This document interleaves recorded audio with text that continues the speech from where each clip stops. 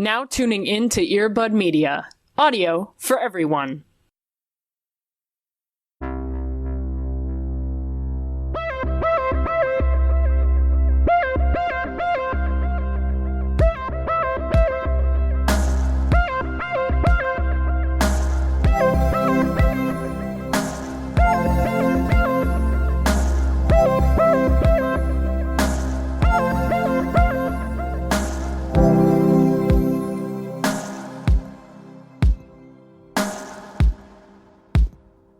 What if my method of this would be awful for you, Cody. Like, what if my way of just like warming up every day was just like singing an Idina Menzel riff? Honestly, I wish you would. I would love that. Just spice it up a little bit. Why not? Just to change it up a little bit. Yeah. What riffs exactly are we going for here? Are you just gonna like do the end of Defying Gravity? Like, is that you just gonna like? That's fully... what I was thinking. Okay. Yeah, throw some just Frozen that good in there. old. Yeah. No, just full power belts. Don't speak its name. Okay. You can't say that F word because Disney will come for our necks. Like, don't. It's true. We'll get copyright do strikes just for saying it. Don't say its name. Do you know whose name we can say though? What's that? Ours. Hi, welcome into the Twilight. Hello. Set and Spike. Hi. Yeah. Welcome to Into the Twilight. We are here. It's a and podcast. We are tired. Yeah, mama. And continuing our tradition of having guests on the East Coast. You're on the East Coast. Am I fucking that up? Yeah, I am. All right. Yeah, I'm in Boston. I'm from Boston. I live in Amherst right now. Okay, yeah, that's what I thought. All right, cool. So, welcome to Into the Twilight, Eliot. Hello. Thank you so much. I'm so glad you're here. Woo! I'm so excited to have you here. Thank you. I'm excited to be here. Oh my god. I'm so excited. That's just the whole podcast. It's just us fawning over each other for 45 minutes. Just for so long. Yeah. So I was introduced, and I would say Cody and I were introduced to you by a friend of the family. Yeah. A friend of the pod family, Ezra. Because we were Ezra told Dodson. that you were on Sincerely Queerly, and one, like, hello, friend of the podcast, and the family, Yeah, exactly. Sincerely Queerly. But also, I've been told that, and this is I almost said you know where Ezra lives, but, like, you do, because, like... Because they live 3 feet away from me. Yeah, because you're roommates, so... Yeah. And they were roommates, you know? And oh god, they were roommates. People make that joke at us about once a week, so you're not it's something I haven't heard glad before. out of all the vines to have died, in the past, I'm glad that one is the one that has stuck with us. It's so good. As a culture, yeah. Yeah, that one's very good. So one of the fantastic and very earnest ways of starting out this podcast that I love to do is asking Cody how the fuck they are. But you're our guest, so I'll start out with you. Eliot, how are you doing today? Oh, I'm pretty good. A lot has been happening. It's 10:20 and I'm glad to be sitting down. That's fair. Yeah, very fair. Yeah. Absolutely. Yeah. Finals week is fast upon us. So I feel like I have a little bit of a cloud over my head. But I've been looking forward to this for so long. I feel very happy to be here. I'm glad that there's a nice reprieve for finals. Thank you. Week. How are you? I'm honestly, Eliot, I'm so glad that you've asked. It's been 3 long years, Eliot, and no one Ellie, I ask you like every podcast. Don't construct this narrative. Don't fucking, how dare you? How dare you? No. And if I don't ask, you're just gonna start anything.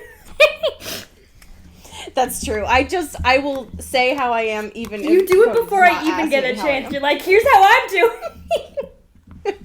Here's my truth. Here's what I can say. And it's great, and I love it. Hi, welcome to my Scorpio moon where I'm just trying to start a fight where there isn't one. Oh my gosh. I will not be shamed on my own podcast. Fine. Yes, Cody is the boss of this podcast. I try at every possible moment to start shit. But I am fine. I have a cat who is licking himself between my legs, and that is fine. He is currently he is cleaning himself and also rubbing his head against my mic, which is a great editing experience. Cody, how the fuck are you doing? I'm doing okay. Also glad to be sitting. I'm snug like a bug in a rug over here, feeling great. And, trying to unclog my brain of 9 hours of impeachment proceedings that I watched today. Jesus, yeah. Like a psychopath. Yeah, absolutely. So we're here to decompress. We're unpacking. It's great. I will say this, and Cody, feel free to cut this out, because I know that we do our best not to talk about we've intentionally not talk about the news on this podcast. Yeah. But what I will say is that the impeachment hearings, from what I've seen so far, really lack your little stylophone noise. Is this a segue? Do I have to get my thing now? Is that what we're doing? All I'm saying is, like, I really feel like public court TV could really use a little bit of interlude of just some razzle-dazzle. No, yeah. I think it'd be... Right. So, hear me out. You got Jim Jordan in his stupid yellow tie yelling for 5 straight minutes to no one's gain but his own. And just to echo him out, it's just like... And that shoehorns him out of there. Oh my god. What a treat. Right, exactly. That's what I'm saying. That's amazing. That really spice things up. Absolutely. Yeah, That's what I'm saying. Yeah. Or, like, I literally never forget, or I never remember what these are called. But, like, in elementary school, those little, like, those little, like, metal instruments you would play with the little, like, bong things. You're doing What great. the fuck? God. You are nailing this, I gotta say. My brain fog always turns into accidental charades, and that's never the intention. Allie is all constantly playing a game of accidental charades. My life is accidental charades. They were, listen, it was like a flat top of, like, metal, Yeah, you know? sure. And then you would hit it with a stick with a cotton pad on the bottom, and you would just, like, bang it, and it would have those, like, soft little sounds. Well, they were like marimbas. Okay, I'm familiar with the marimba. Marimbas, not marimbobs. Okay, cool. All right. Marimbobs! Yeah. I'm just saying, I feel like the impeachment hearings could use a little marimbas. Yeah, I think we should produce the Oh my impeachment God. hearings, is what you're saying. That's what I'm saying. Listen, we're available. That could be... Somebody should get on that. Not me, but somebody. Damn. All right. Well, I don't want to talk about that anymore. What I do want to talk about is the reason why we created this podcast, which is Twilight. Eliot, one of the things that we have all of our guests do when they come on here is to prepare quite a few things, actually. You had a lot of homework. One of the things that we asked you to bring was to share your Twilight backstory with us. Yep. Could you share with the space? So we will just usher you to the open mic and put the spotlight on you. If you can share with us, what are your Twilight memories? How did you get started in this space? So this is going to make my family sound horrible, just like to preface it. Great. We love that. So I was, I think I was 12 or 13, and I was, or maybe I was 11. I think I was 11 or 12. And I was at my cousin's house, and I had literally, there's just a part of my family that I had never met before. And it was, my mom's, second cousin, something removed, like far off in the genealogy, whatever. And they had a son who was a couple years older than me. I think like I said, it was, 11 or 12, I think he was 14 or 15. And he just was not interested in, like, hanging out with me, talking to me, whatever. And then, like, and then our parents were specifically like, okay, you go and hang out with Nick now. So I was like, okay. He had, like, a big kind of bookshelf on his desk that just had DVDs and CDs in it. And one of them that was kind of, like, on the top of the pile was Twilight New Moon. And I was, like, vaguely, like, culturally aware of, like, what Twilight was. And I was like, oh, my parents don't want me to, like, read those books. And he was like, why? And I was like, I don't know, they're too adult. And he said, usually too adult means too sexual. And I was like, yeah. And I was like, yeah, but I don't know anything about Twilight or anything. And he was like, oh, okay, we can watch it if you want. And I was like, okay, but, like, didn't you just, like, agree that it was too adult? And he was like, no, not really. You're about to be 13, right? And I was like, yeah, like, fully aware that I was lying. And he was like, yeah, it's PG-13, so this is fine. And so we probably got, like, 20 minutes, like, through it, and I didn't really get what was going on. I couldn't really hear it, but I was, you know, interested. It was, like, pretty, and it seemed, like, poetic to me, I guess, and I was interested. And so my next birthday, I, like, got a gift card to Barnes & Noble and bought the first 2 books, and then I think my next birthday I got the next 2 books. Nice. So I had the phase being a teenager for a while. I could never get rid of, like, my copy of Eclipse. I don't know. I liked it a lot.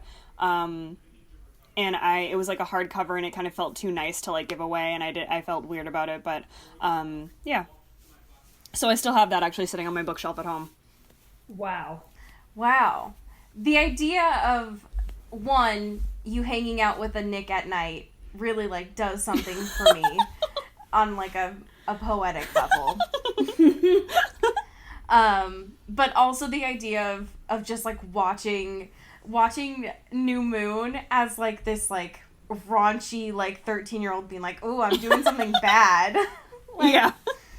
Which is, New Moon is, like, the least horny of all the Twilight books. Yeah. Yeah.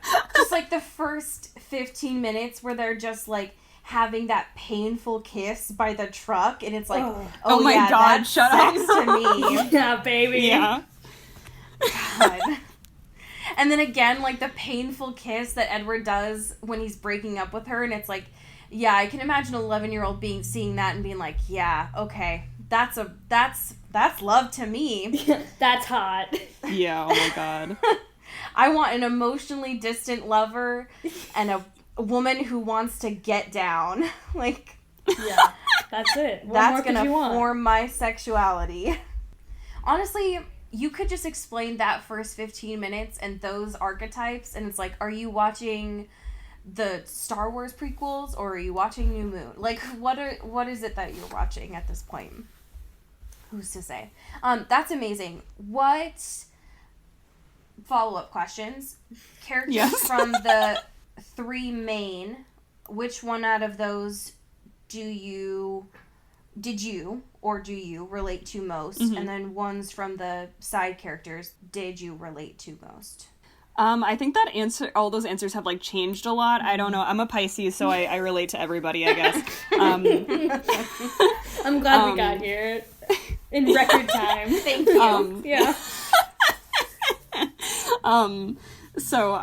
Anyway, yeah, so, I remember I really liked Jacob. I was always, like, staunchly Team Jacob before I really understood, like, the complexities of, like, consent and everything. Sure. Welcome. You are safe here. Yeah, you're valid. Thank you. Thank you.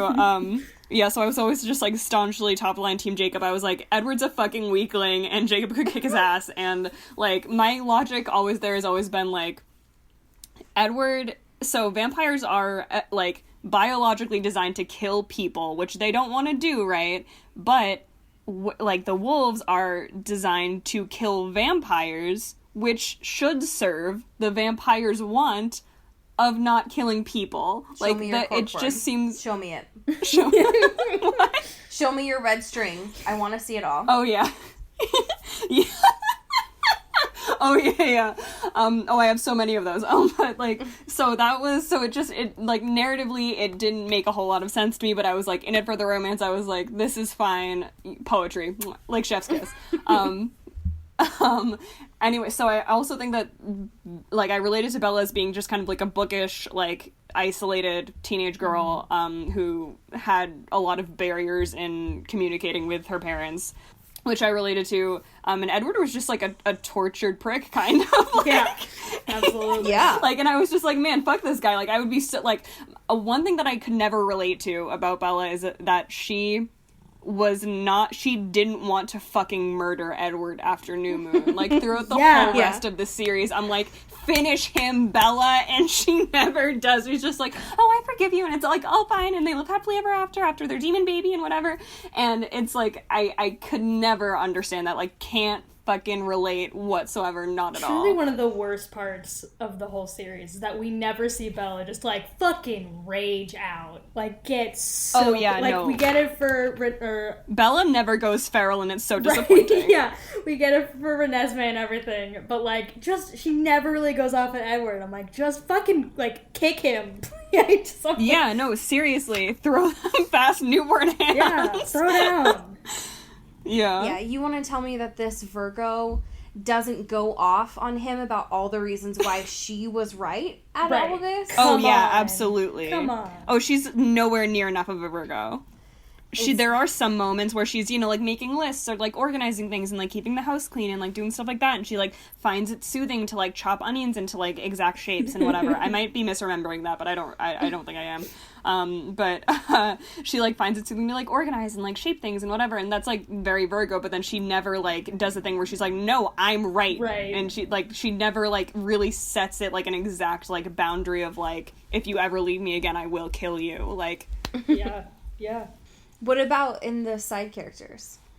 Side characters, I related a lot specifically to Jasper, again, before I understood, like, Confederacy versus Union. Yeah. Simply because, like, I relate a lot to kind of just, like, being very soothed by a romantic partner, and which I feel like is, like, implicit in the Jasper-Alice dynamic a lot.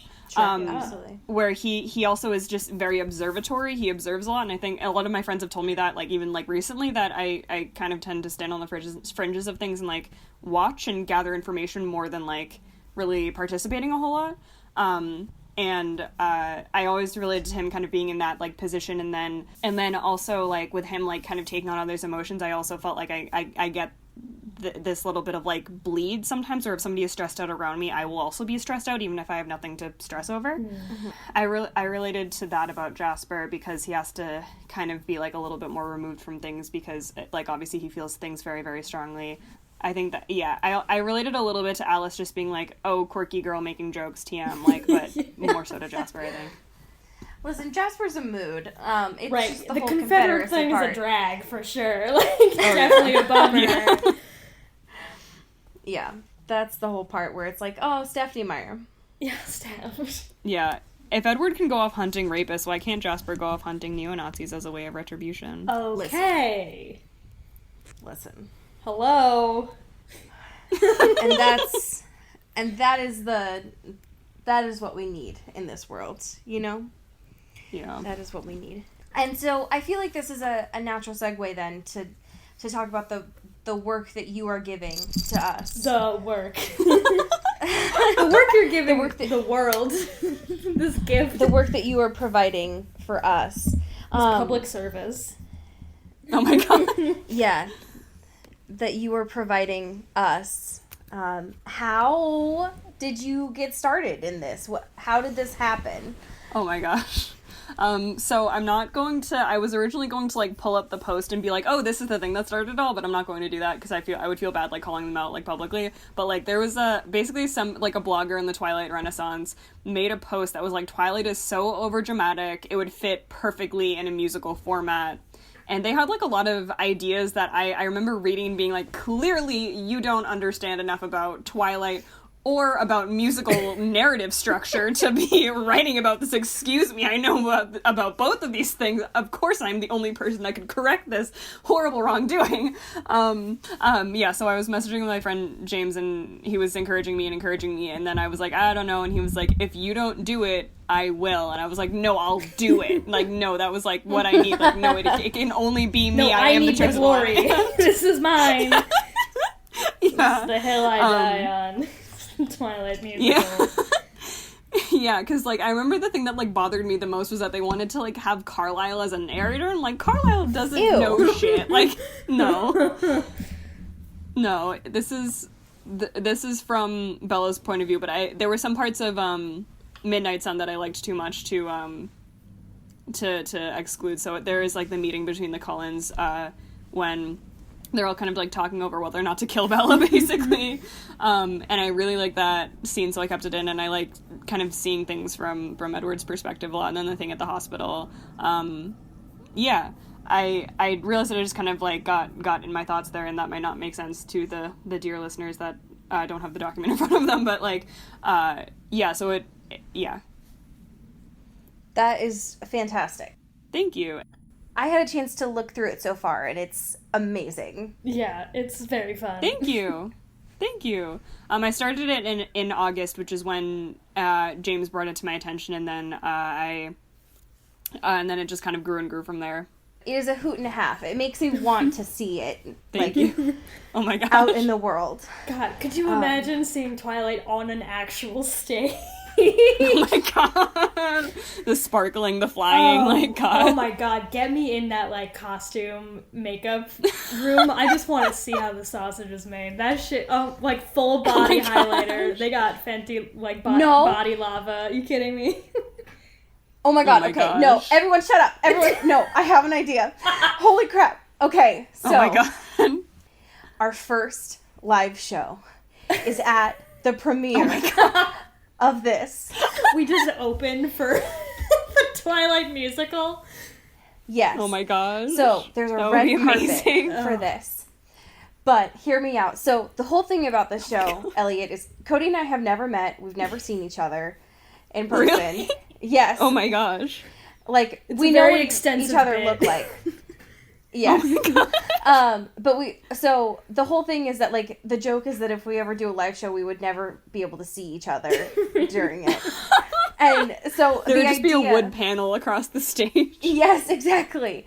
It'd be like those TLC shows where they, like, get married on the same stage, but they don't see each other until, like, afterwards.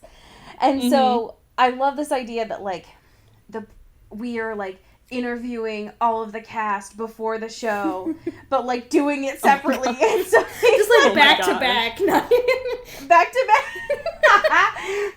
That's amazing. Yes. I want it to happen so bad. And if it Alright. doesn't, I'm going to die. I mean, I Oh my won't, gosh. but, like, I just want it really bad. It sounds amazing. You heard it here first. Allie's never gonna die. I just want to see Stephanie Meyer on another red carpet, basically. That's true. That's a fair wish. Oh my gosh. I just want to see her smize, you know? I think it's like a Medusa effect, though. I think if you see it, you'll just, like, turn to stone. That's fair. Oh my gosh. But, like, what a way to go, I deserve it. Yeah. Then I'll never die. It'll be fine. Oh my god. That's amazing. I'm excited to see you keep working on it and see the progress Thank that you. you've made. Hell yeah. Thank you. And that is fantastic. So we'll take a brief interlude with our current events here, and then we'll get into the trash fire that you made us watch here of Van Helsing. Okay. First of all is Batman Corner. Cody, do you want to take it away? Hell yeah, I do. Take us away to Gotham, please. We're here in Gotham. So fucking at the Gotham Awards, quite literally, TM. Natasha Lyonne accepted an award, I think for Russian Doll, or maybe she was just introducing She someone else. crashed the awards. She was just there. She was heisted the someone MC. else's award. But she was like, hey, I want to be the Penguin in a Batman movie. And I've personally never wanted anything more in my entire life than for this to happen. And, like, I know That's we all just got that we excited need. about Colin Farrell, and I'm still excited about him being the Penguin with Robert. And I think that's great. But it would be a little bit better if it was Natasha Lyonne. Now, hear me out. Yeah. What if in the movie they're all interns vying for the position to be the Penguin. And so Oh my gosh. America's Next Top Penguin. It's like the Capitol Hill interns where they're all like always running around. Right, scrambling. So they're all just like scrambling around Gotham to become the Penguin. Right. And right now they're just the Penguin, but it's all lowercase. Right. So okay, yeah, this is Danny DeVito's like swan song out of there, where it's like he can't be the Penguin anymore, and he's gonna turn in his hat, but we got these two baby penguins trying to fight for his love and for the glory. They're like, so it's like Natasha Lyonne and Colin Farrell. They're both his children, and they're trying to take over Dad's business. So this is just Succession. Oh my god. It's just Succession, yeah. We've just woven so many Oh my god. narratives. It's the B plot. Oh my god. I'm not opposed. I zoned out for 1 second. I zoned out for half of a second. And I came back to that and I was like, oh, okay. That's what happens with this audience. You blink, your cell phone reception goes out for 1 second and you miss a whole goddamn bit. You're gone. Yeah. Wow. So I'm into that thematically, for sure. If anyone wants to produce that and make that happen. I mean, it's like a whole movie. They'd have to skip out on the Penguin for this movie and then come back and it would be like the Penguin v. Robert Pattinson. Not even the Penguin v. Batman. No. Just like the Penguin v. Just the human man, Robert Pattinson. Yeah. Because he knows what he's done. Wow, what a rich fiction we've just woven together. Oh, so beautiful. Right. Our minds are so powerful. The other piece of news that I wanted to bring to the space is I have Mandalorian news. Pew, pew, pew. The first piece of news is not relevant to this podcast, which is that Pedro Pascal can fucking get it. Helmet on or helmet off. Second of all, the parts that's actually relevant to this podcast. One, the latest episode, Bryce Dallas Howard directed, which is fantastic because thank you, Bryce Dallas Howard, for your gifts. For your service. For your service. And she went on and like did some interviews and she was like, hi, thanks to me, women are now in this episode of television. And I was like, okay, Bryce, we get it. You are like a woman. But then she also she like talked about Baby Yoda and like Baby Yoda's great, so thank you. But the most important thing about this personally is the fact that Julia Jones is in this episode of The Mandalorian. Y'all listening might know Julia Jones as Leah Clearwater. And she's great in this episode of television. And she's great always, but especially in this episode of TV. She's beautiful and wonderful. Just a gorgeous, lovely human being. Yep, she plays a suspicious, protective woman. So she's basically playing Leah Clearwater again, and it's great. And it was wonderful, and I love The Mandalorian because it is an old Western, but has some pew-pews. What? I'm just being honest. I mean, don't Westerns historically have a lot of pew-pews? Isn't that kind of the whole thing? Well, they do. I know they're not space pew-pews, but... They're space pew-pews. Yeah. And also, listen, most Westerns don't have Baby Yoda in them. That's okay? true. That's true. That's a right. huge plus for The Mandalorian. Yes, exactly. Man, remember when we tried to do... This is such a tangent, I'm sorry. Remember when we tried to do the whole space western thing with cowboys versus aliens? Remember that? Oh my god. What a cursed part of history. That's fair. And media. That's fair. I was doing so well when I had just forgotten that existed, but now I will have to spend another... I will now have to... It's like It's like the game. Like I lost and now I have to start That's my over greatest again. gift. I just impact horrible pop culture memories to my loved ones. Yeah. So they can never forget them. Fun little middle school thing. The kids still know what the game is and like still play it. That's great. I'm happy for them. Yeah, so if you wanted to know what what the 7th graders still do, they still know what the game is, and will come up to me at like 7 o'clock in the morning and be like, Miss Johnson, you lost the game. And I'll be like, what the fuck? And I'll be like, God damn it. Like, and all you fuckers at home just lost too. Eat shit. Take that. Yeah, you're fucking welcome. Go pay me $5. Okay, last but most important piece of news. And I still request, Cody, that you bleep out her name. Dakota Johnson killed Ellen DeGeneres. Oh my god. Yeah. She fucking killed her. Ellen found dead in a ditch on the set of the Ellen show because of the pure wrath. Someone is finally... Someone had to do it. Someone had to come after Ellen DeGeneres And for put her in her hanging out goddamn with George- place.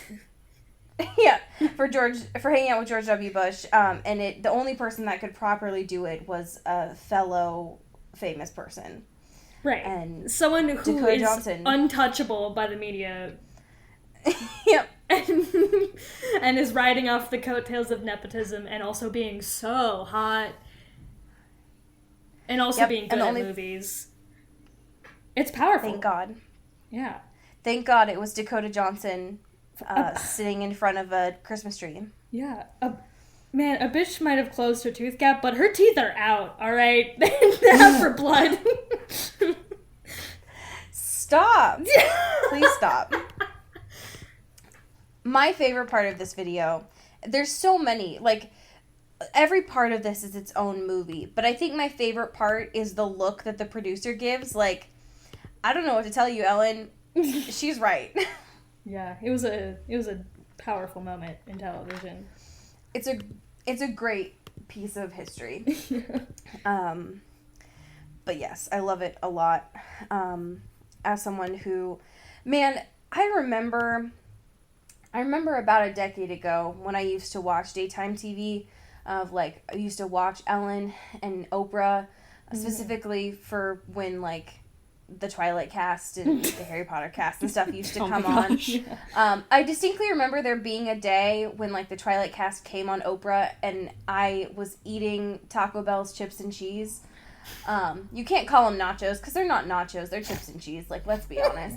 And I distinctly remember, like, the feeling of Taco Bell's hot, like, searingly hot nacho cheese, like, falling into my bra because I wasn't paying attention to eating because I saw Taylor Lautner's face, and, like, I think that really sums me up as a person.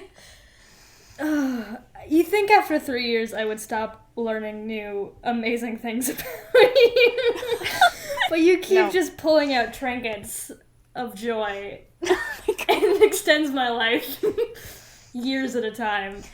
You're welcome. Yeah, thank you. You're welcome. This is my lifeline. Yeah, that's what I think of when I think of daytime TV, you know. All right, so we've got a question here, and it is about this movie called Van Helsing. Oh my gosh. Cody, would you like to read this question that we got from our patron? Sure would. This is from Cassandra, who asks, well, this is less of a question and more of a comment. My parents let me watch this movie way too young. I think I was 7 or 8. Anyway, after I watched it, I was convinced that there really was a secret society in the Catholic Church that hunted these things and wanted to join. Oh my gosh. I was severely disappointed when I learned it wasn't real and that I couldn't go fight people at age 8. I didn't realize that was in the notes. Holy fucking shit. Yeah. So I felt like that was a really good transition to talking about this movie, right? Van Helsing. It really sets up the whole premise, really. The whole tone of this. Yeah. So Van Helsing, Eliot. Yeah. Why? Hey, Eliot. Hey. I feel like I explained this properly in my original DM, hot vampire ladies. Okay. I agree. Yes. I agree. Because you're not wrong. Right. Everything about what you said is true. However, I feel little deceived. Oh my gosh. Because yes, Right. there were a lot of hot vampire ladies. Yeah, for sure. However, there was also a lot of hot bullshit. Oh, yeah. Yeah. I would say one outweighs Van the other a Helsing? little bit. So, Yeah. when was the first time that you saw this movie, Eliot? Van Helsing is such a rich cultural vein to mine, honestly. Tell me tell me everything. I was a kid.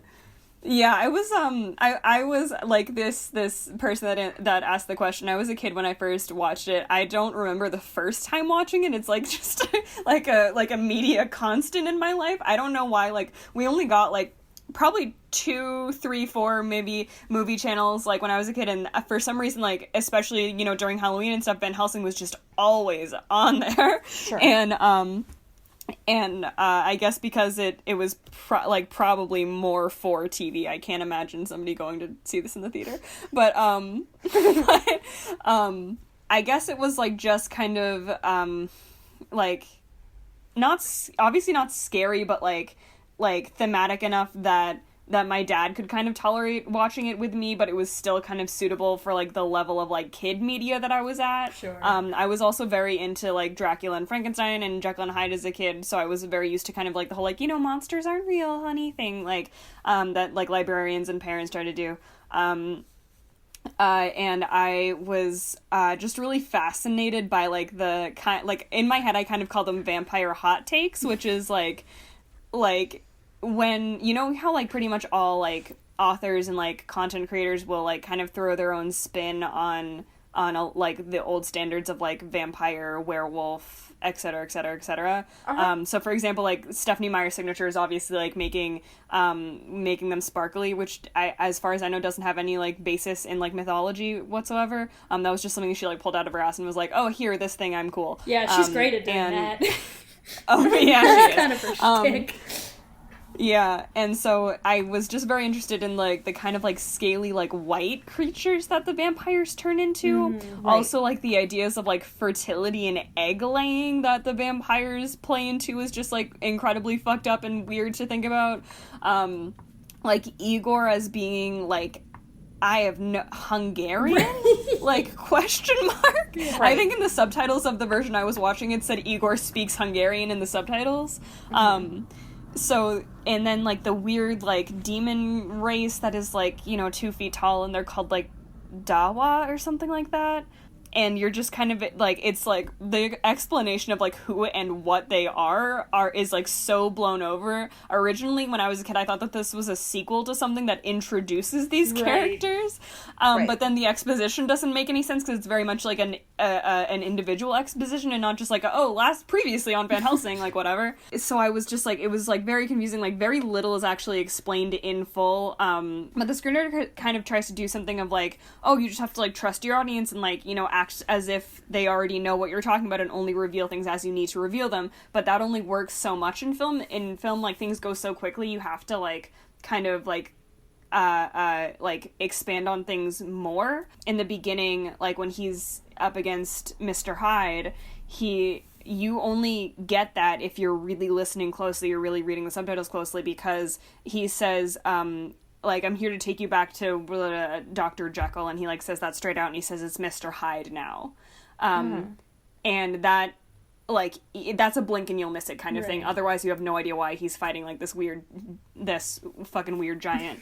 Also, like, I really liked Hugh Jackman because I just liked him in Wolverine, and that's how I knew him, so I kind of recognized the people that were on screen.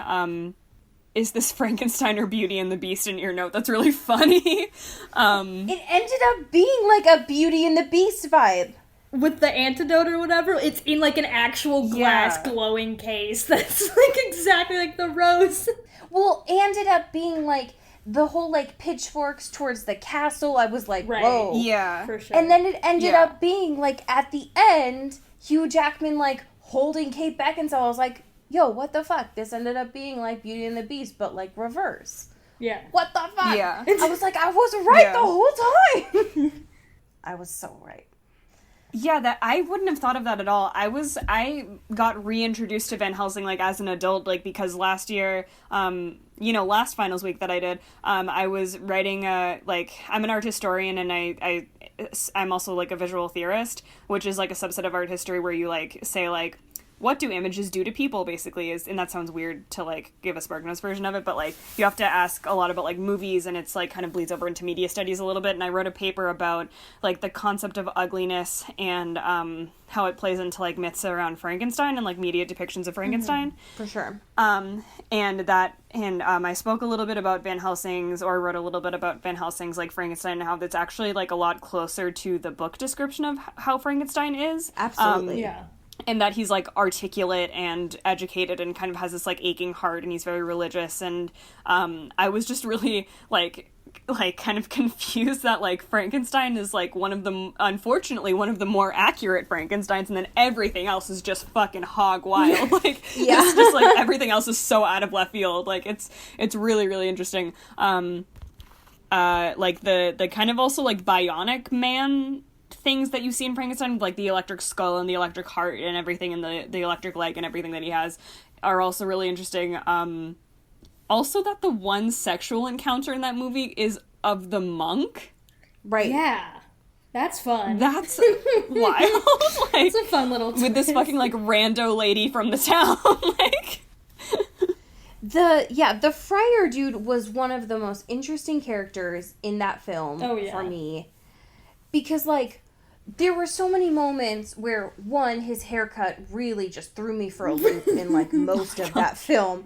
Where it was, like, distracting me from everything he was saying. Because I was like, what the fuck is happening? But also, yes, he was, like, wholly into his Catholicism during that whole, like, I'm gonna give you all this exposition while walking you through this little space and telling you about these, like, swords and all of these, like, guns and stuff. Yeah. And then... Meanwhile, someone's doing, like, a PowerPoint presentation of, like, the history of vampires. Yes! And how you gotta defeat them. yeah. Right. Yeah. And apparently Van Helsing doesn't know any of it. And then Q, like, an hour... Yeah, he's never defeated a vampire before, obviously. He hunts monsters, but never vampires for some reason. And then it, like, implies that he does kill vampires, but, like, somehow he needs, like, a refresher course from the monk. I think his name is Carl, I don't know. Oh, yeah, his name is Carl. Right. What kind of monk name is Carl? You know, just give a German name to the fucking... Just give a German name to the fucking, like, Catholic saint or Catholic monk that he is, whatever. That's normal. Why not? Why not? None of it makes any sense to me. All of it is so confusing. Mm-hmm.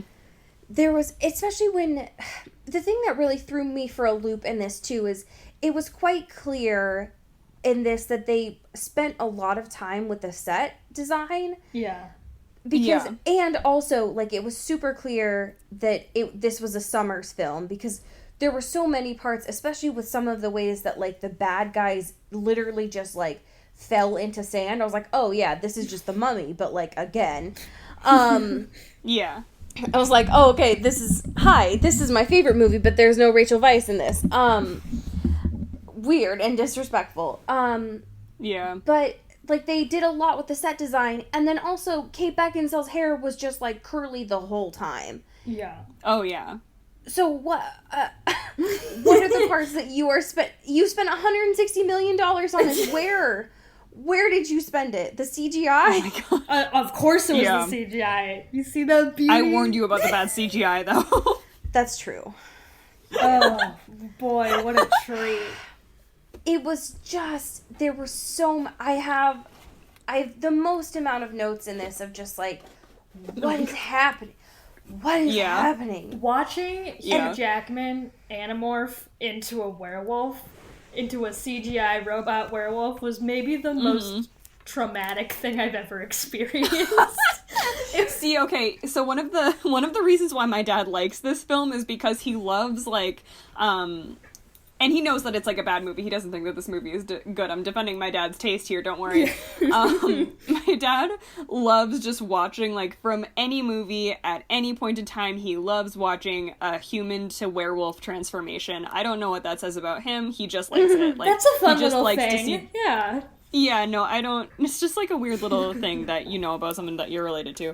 I really like my dad. But he just really, I remember watching Harry Potter with him when I was a kid, and he would just like ask like frustrating, like stupid questions like, who's Hermione again? And like, what's going on here? And I'm like, ugh, Dad, just understand my media, God. Like, you know, like kids are.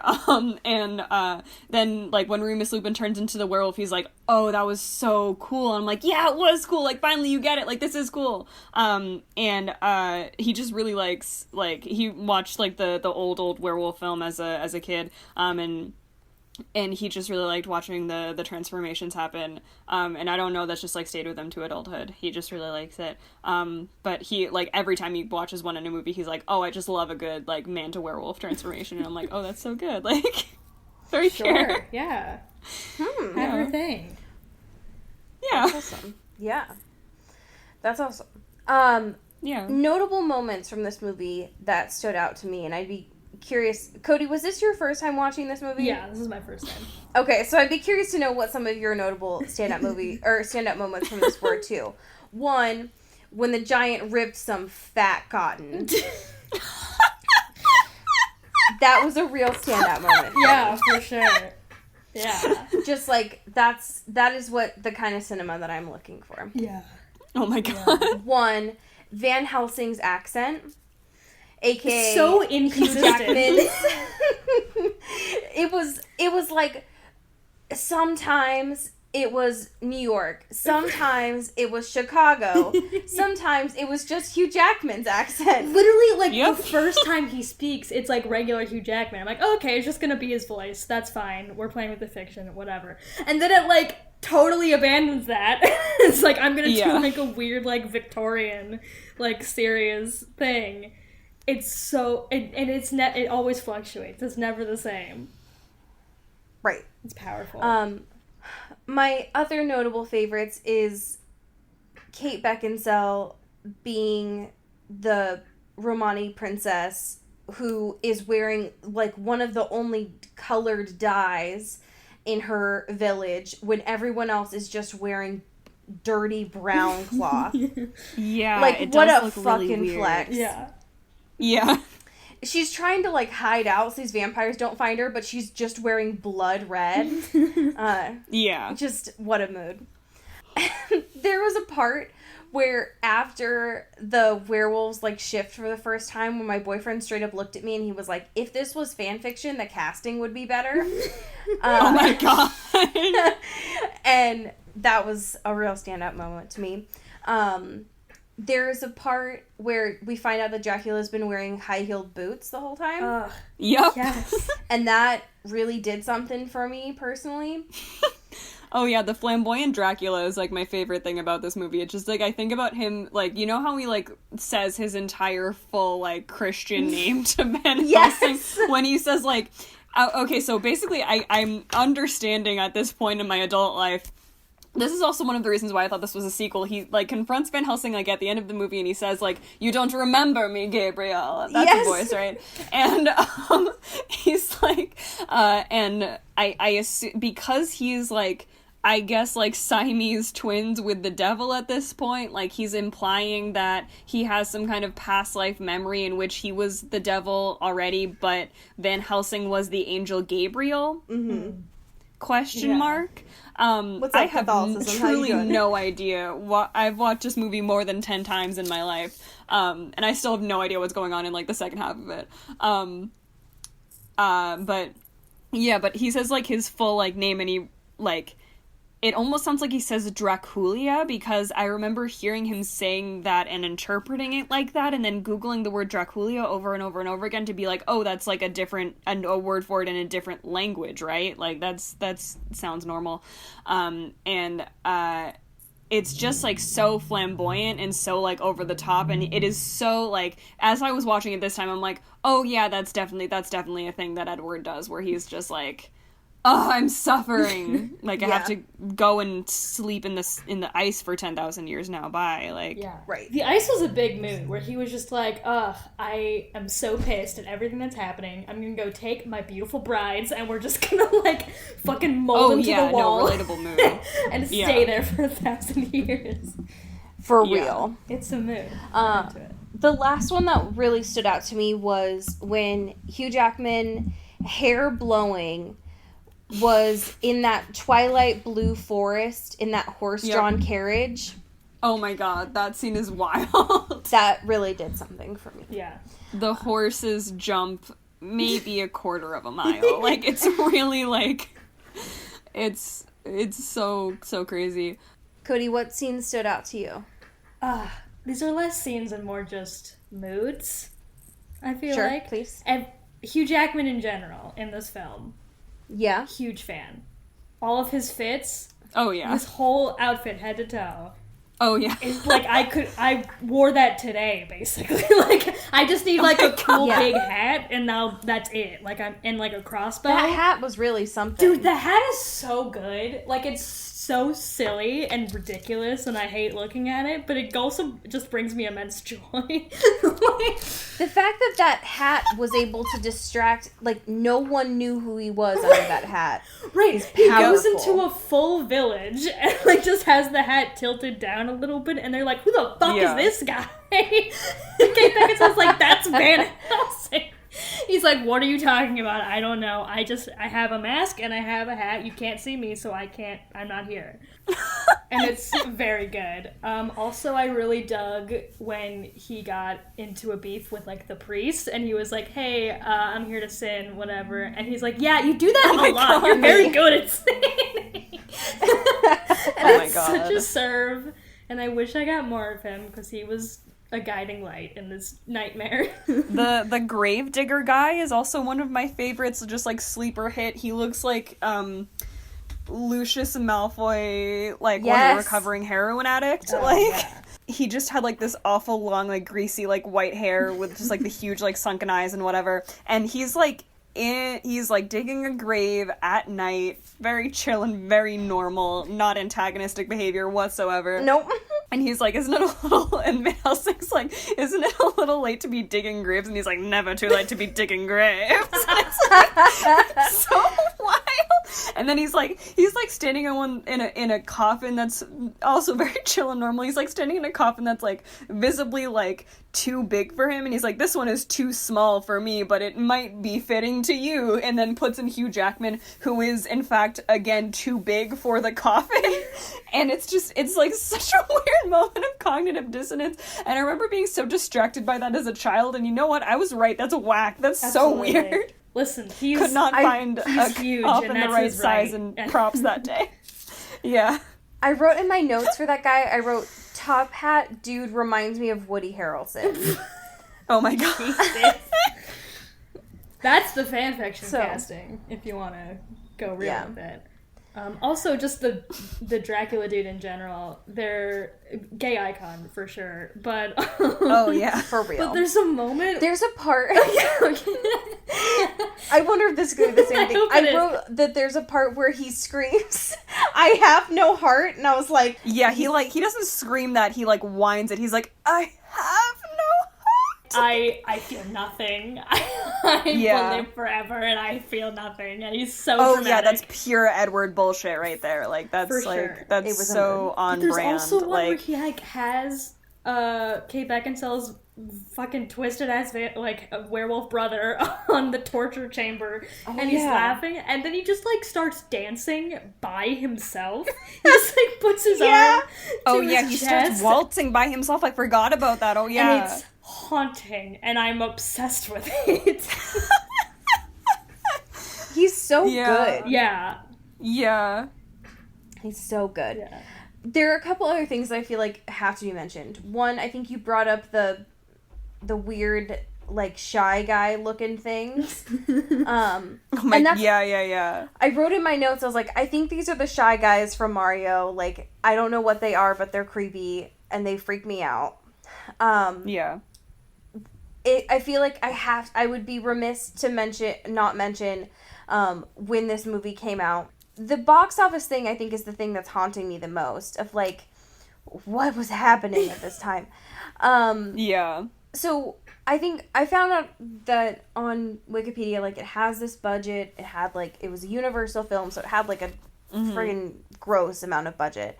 And it did, like, fine. Like, it made all its money back. But It debuted #1 during that weekend. I want to talk really quick about what else was happening there. And I think that we'll talk about it later too, but they made so much money for this movie, and I just want to know why. I just want to know why. Yeah, that is really weird. Because they made almost... math is so hard. I feel like a lot of people I was talking to about when I said I was going to watch this week. Oh yeah, they made almost double. Were like, oh, people like went and saw this in theaters because people were trashing it, or people knew that it was going to be shitty. Like, I had a friend who, like, her very first date was at this movie when she was 16. Oh my god, really? First date, and that haunts me, so Holy I crap. hope she's okay. But like, I had a whole bunch of other people that were like, yeah, I saw this in theaters and it was trash, but I think everyone, like, wanted, it was like a collective, let's go, why not? Interesting. Yeah. And this was like a triple Summers thing, because he directed, produced, and wrote it, which is wild. And the other thing that I found interesting, too, because when I saw the cast, I was like, oh, Kate Beckinsale, she's like a famous person. And then I ended up looking at her IMDb after this, and she's, like, still doing Van Helsing stuff. Yeah. What? I didn't realize when I was looking at her stuff that she has done, like, she's still doing, like, Van Helsing, like, underworld stuff. Like, she is still, like... Oh, wow, I didn't know that. That this is, like, the world that she is, like, in. That she never really, like, got out of this. Can someone help Kate other Beckinsale, please? Get her out of there! She is worth so much more than this. Yeah. She is, like, holy crap. She is, like, an actor who went to Yeah. Oxford. And this is, like, the world that she is in now. Holy... Wow. But I, like, knew her name. I was like, oh, yeah. Right. Yeah. This is, like... But she is, like, trapped in this vortex now. Hey, here's a fun feel- haunting thing that will maybe curse everyone listening. So this movie was panned quite widely, right? Doesn't have a great RT rating, doesn't have a lot of great stuff. But our boy Roger Ebert, our pal, gave this a 3 out of 4. No, stop. And he was kind of particular, Mr. Ebert. Yeah. And he gave this a 3 out of 4. That's wild. What was his review? Did he I mean, love it's very long, but he's basically saying it was like it's silly and fun. I guess the last kind of line. So he loved it. No, here's I'll paraphrase the last few sentences. At the outset, we may fear Summers is simply going for FX overkill, correct? But by the end, he has somehow succeeded in assembling all of his monsters and plot threads into a high-voltage climax. Van Helsing is silly and spectacular and fun. Wow. Yeah, he goes in. So he's a stan. Speaking of silly and spectacular, we have to talk about the ending. Yeah. Because the ending really, after 2 long hours of watching this film, the ending really threw me for a loop. Yeah. That last, 2 minutes was something of a cinematic astral masterpiece. projecting into the clouds. That Lion King masterpiece up in the sky. Oh, yeah. Was unlike anything I've ever seen in my whole life.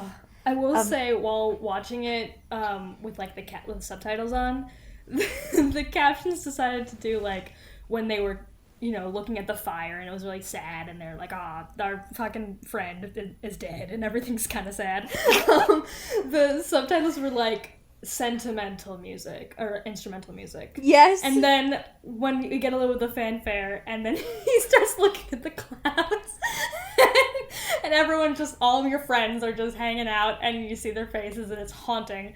It's epic instrumental music. Oh no. Her face truly becomes a candle in the wind. Yeah. It is unreal how hard I had to squint at the screen to see her. Yeah. And then, as Cody ended up texting me, a few minutes before we recorded, the fact that it is dedicated to his dad is unbelievable. What the fuck? To me. Oh my god, yeah. People will... I remember I used to be really, really into Law & Order SVU, and I remember, like, on the worst episodes, it would always infallibly say at the end of them being like, rest in peace, somebody, somebody, somebody.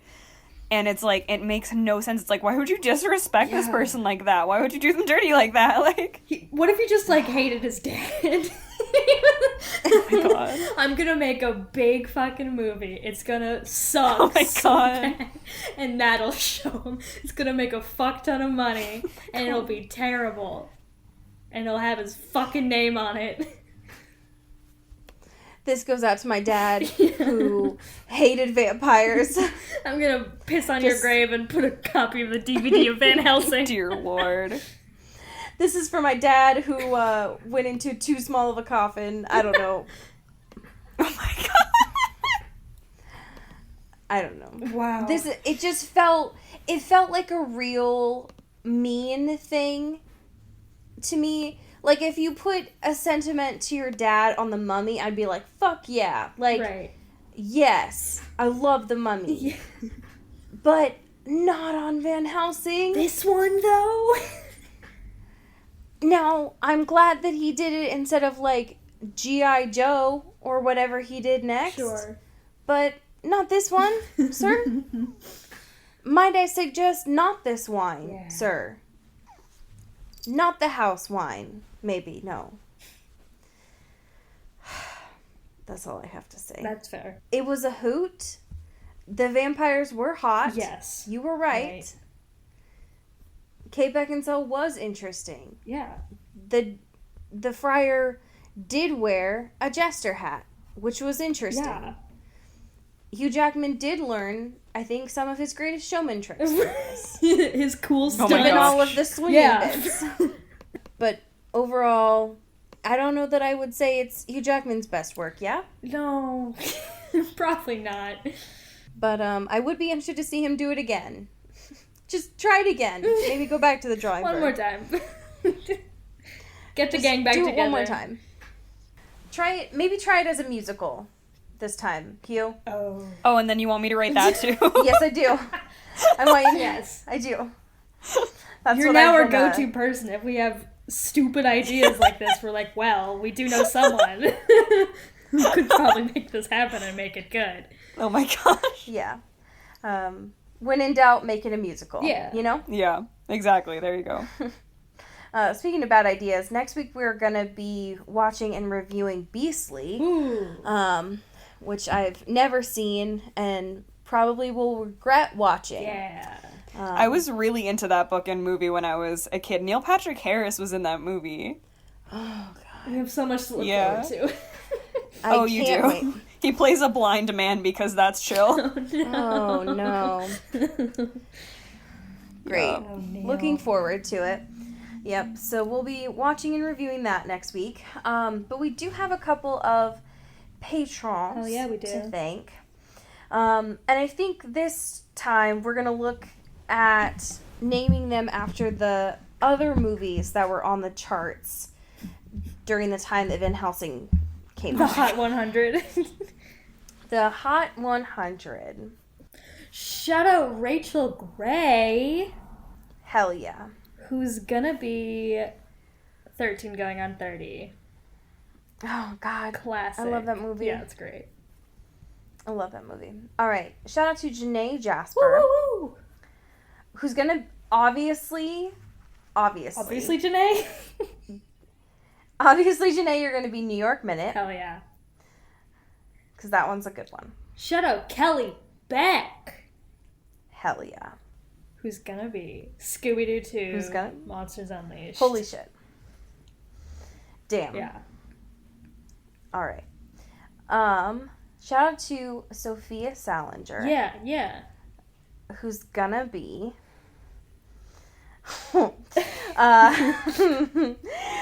who's gonna be Starsky and Hutch. Okay.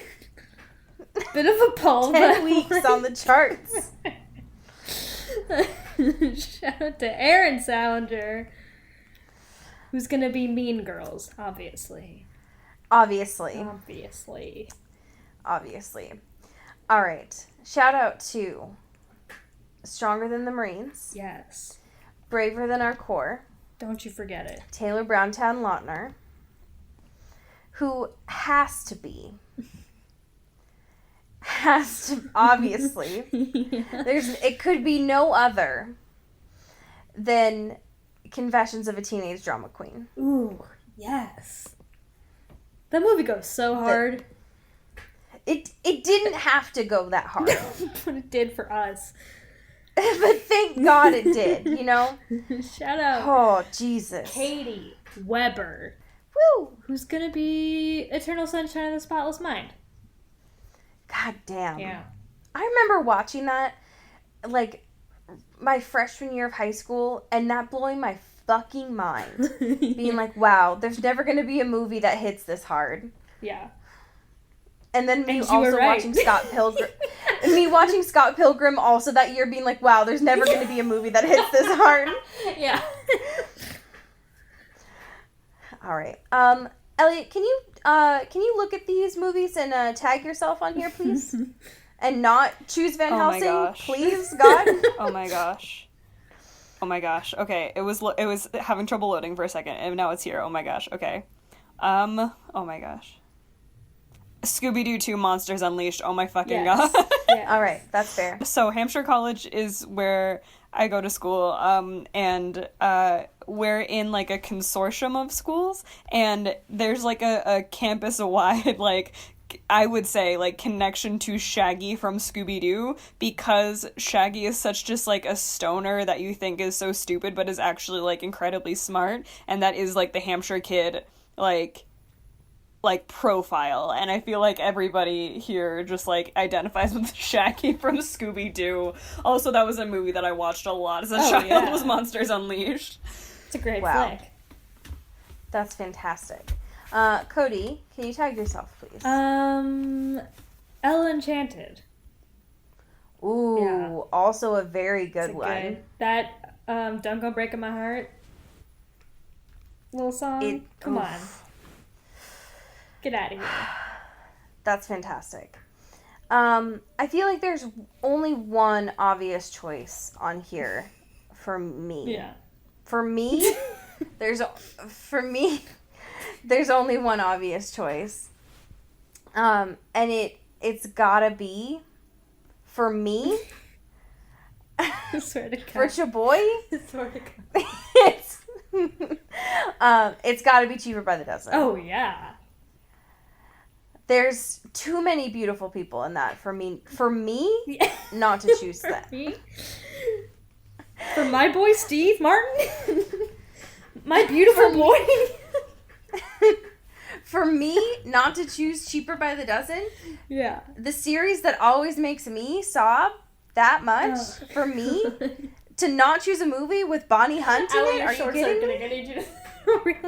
Okay, I'm sorry. I'm out of it. Sorry. I'm gone. Okay. All right. Eliot, this is the time I've been waiting for this whole time. Oh my gosh. Are you ready to share I think so. the fan fiction? Oh yeah. So I told you that the username is what made me click on this one. Okay. I need you to know that exactly every other letter in this username is capitalized, which makes for a disorienting reading experience. I thought it was a keyboard smash, but then I realized it was somebody's name and then not somebody's name. So it's XX Courtney X Chainsaw XX. Ooh, Wow. love that. That's a bad bitch. Yeah. And I was like, oh, the bygone days of the internet being an edgy place. And then the one-line synopsis of this, it's on fanfiction.net. It only took me 3 searches to find this one, and I was like, oh, I'm already done. And it's titled, the title is simple, it just says Busted, and it's rated M for adult content, and it's, the synopsis says, fluffy, lovey, fucky, Twilight, all capitals, lemon, woohoo, rated M for a reason, ! Oh my god. All right, well, Cody, plug your ears then. Jesus. Okay, well, I'm ready. Let's do this. Here we go. And yes, I still have that pepper spray. I mouth at him. Him is Charlie. It's Bella talking. I mouth at him as I walk up the stairs with Edward and my hand in his ahead of me. Charlie nods and mouths good right before I turn away to follow Edward. We enter my bedroom, close the door, and sit on my bed. I raise my eyebrows up and down twice to put Edward in the mood, if you know what I mean. Edward and I suddenly start making out. Next thing you know, a makeout leads to a feel-up, then stripping. Next, I realize that we're following the, quote, how sex starts path. You know. That's all. You know. You know. You know. Oh, Jesus. Well, I hope the pepper spray comes in handy at some point. Yeah. God. Well, that's exhausting. But it's good to know that it is out there for someone. Thank you for sharing that, though. I appreciate it. It's Elliot, all good. Wow. Eliot, where can people find you on the internet if they want to support you in your work? Yeah, I'm at $1 Poet, spelled out on Twitter, so ONEDOLLARPOET on Twitter, and the same thing on Tumblr, and that's all. I don't have an Instagram or anything. Yeah. That's fantastic. So that's where I'm at. Also, I have, I know of somebody that writes, like, really good, like, this is all good fun and games, and I know somebody that writes really good poetry about kind of Dracula and gender, and their name is Chase Bergrun.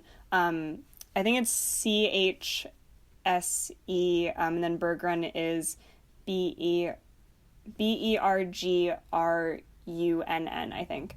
And they have a book of poems out of Erasure Poems from the book Dracula that's just called Red, and it's really, really, really good. Wow. So if you are interested, please look her up. She's amazing. Yeah. That sounds awesome. Hell yeah. Cool. Yeah. Fantastic. Well, I'm excited to have a new book recommendation. Cool. Wow. I feel sucked of my blood and energy at this point. That is fantastic. Well, here in Seattle, as we usually say, those are all the words scrambled wrong. I'm so tired. That bit. Yeah, get whipped. God damn it. Fuck. This is an Earbud Media production. You can find us on Twitter at Earbud Media and listen to the rest of our shows. You can find this show on Twitter at Into the Twilight, as well as intothetwilight.show. You can send us an email at intothetwilightshow@gmail.com. You can also become a sponsor of the show or buy some merch at intothetwilight.bigcartel.com. Our art is done by Maddie Padilla, who you can find at YourGhostHost44 on Instagram, and our music is done by Eli Krause, you can find at Eli Sauerkraus and KrausFilms.com. The intro and outro is by KB Smith, you can find at KB__Smith on Twitter. You can find Allie on Twitter at Into Wild Places, and you can find me at Dyke Discourse. You've been listening to Earbud Media Production. Earbud Media. Audio for everyone.